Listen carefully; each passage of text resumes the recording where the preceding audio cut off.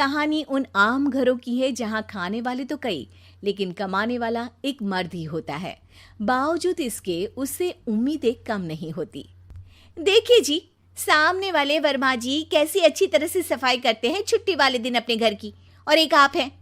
अरे यार, उनके पास कार है, ऑफिस पास में है और हफ्ते में 2 दिन की छुट्टी होती है, तो फर्क तो पड़ता है ना।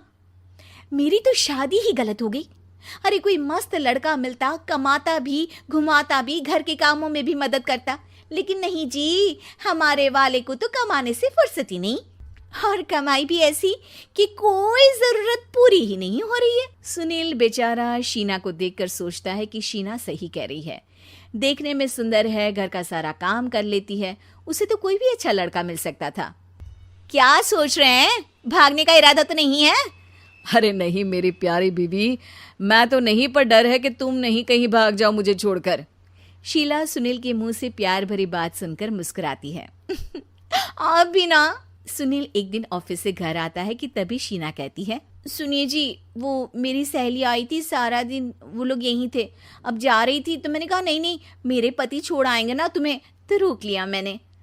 सुनील थोड़ी देर कुछ सोचता है, फिर कहता है, ठीक है, मैं कपड़े चेंज करके आता हूँ। अरे तेरे पति को तो लग रहा है कि अच्छा नहीं लगा। अरे नहीं नहीं, ऐसी कोई बात नहीं है, रुको मैं अभी उन्हें घर के कपड़े देकर आती हूँ। शीना अंदर जाती है जहां सुनील पलंग पर लेटा होता है। अरे क्या मजाक है, वो कह रही है कि आपने मुंह बना लिया। सही तो कह रही है, सुबह से अब ऑफिस से लौटा हूँ, एक कप चाय का तो पूछा नहीं, 20 किलोमीटर जाओ और आओ, और फिर कल उसी टाइम पर ऑफिस। अरे यार, मुझे गाड़ी चलानी आती ना तो बोलती भी नहीं आपको, और कौन सा रिक्शा खींच कर जाना है आपको। सुनील अब क्या बोलता। रात देर से आता है और सो जाता है। अगले दिन शरीर दर्द हो रहा है। अरे तो मत जाओ ना ऑफिस, चलते हैं ना मार्केट घूमने, फिर पिक्चर देखेंगे और रात में खाना खाकर घर वापस। सुनील जब सारे दिन की थकान वाला शेड्यूल सुनता है तो वो सीधे सीधे ऑफिस के लिए तैयार हो जाता है।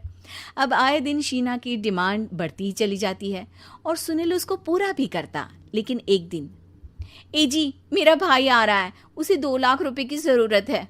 हाँ तो मैं क्या करूँ शीना, मेरे पास इतने रुपए नहीं है। हाँ हाँ पता है नहीं है, लेकिन किसी से लेकर तो दे सकते हो ना। अरे मैं किससे मांगू, मेरे तो जानने में भी कोई नहीं है जिसके पास इतनी बड़ी रकम हो। तभी वहां शीना का भाई शीनू आ जाता है। जीजा जी कैसे हैं आप? अब मैं ठीक हूँ शीनू, अचानक इतनी बड़ी रकम की जरूरत कैसे पड़ गई? अरे जीजा जी, वो बिजनेस शुरू किया ना, तो उसके लिए पैसे की ज़रूरत है। काफ़ी हो चुका है, थोड़ा पैसा बचता है तो मैंने सोचा आपसे ले लूं। अब देखो, मेरे ऑफिस में कुछ लोग हैं जिनकी सेविंग अच्छी है, मैं उन लोगों से बात करके देखता हूँ। सुनील ऑफिस से किसी से पैसे लेकर शीना को दे देता है। शीना वो पैसा भाई को दे देती है 2 महीने बाद। अरे यार शीना, वो ऑफिस वाला आदमी अपने पैसे मांग रहा है, कैसे दूं? अपने भाई से बोलो ना पैसे दे दे। अरे हाँ हाँ दे देगा, कहाँ भागा जा रहा है, आप उनको बोल दो कि दे देंगे। थोड़े दिन बाद, शीना, वो आदमी मुझसे आज भी पैसे मांग रहा था यार, मैं तंग आ गया हूँ। ऑफिस जाते ही सामने उसका चेहरा दिखता है, क्या बोलूँ, बार बार पैसे मांगता है। अच्छा मैं शीनू को फ़ोन लगाती हूँ, बात करके देखती हूँ। शीना भाई को फ़ोन करती है लेकिन वो फ़ोन उठाता ही नहीं। लगता है भाई कहीं ऐसी जगह है जहाँ नेटवर्क की समस्या होगी। सुनील अगले दिन दोपहर को ही घर आ जाता है। उसका चेहरा उतरा और परेशान सा होता है। वो रोने लगता है। अरे क्या हुआ जी, आप इतना परेशान क्यों हैं? सब ठीक तो है ना? अरे नहीं शीना, कुछ ठीक नहीं है, मैं ठीक नहीं हूँ। तुम्हारे भाई के लिए मैंने जो पैसे लिए थे, उस आदमी ने आज भरे ऑफिस में सबके सामने मेरी बेइज्जती कर दी। सबके सामने आज मैं कर्जदार बनकर खड़ा था। मैंने हर वो प्रयास किया घर चलाने के लिए जो मैं कर सकता था, लेकिन अब नहीं होगा। वो फिर रोने लगता है। अरे आप तो औरतों की तरह रो रहे हैं, मर्द हैं आप। क्यों, आदमी के सीने में दिल नहीं होता, या फिर वो इंसान नहीं मशीन होता है? अरे मैं थक चुका हूँ शीना, तुम समझती क्यों नहीं? मैं भी शारीरिक और मानसिक रूप से थकता हूँ, मैं भी आराम करना चाहता हूँ, सुकून चाहता हूँ। मैं अब कुछ नहीं कर सकता। कुछ नहीं। वो बैठ जाता है। शीना पति को हैरान परेशान देखकर चुप हो जाती है।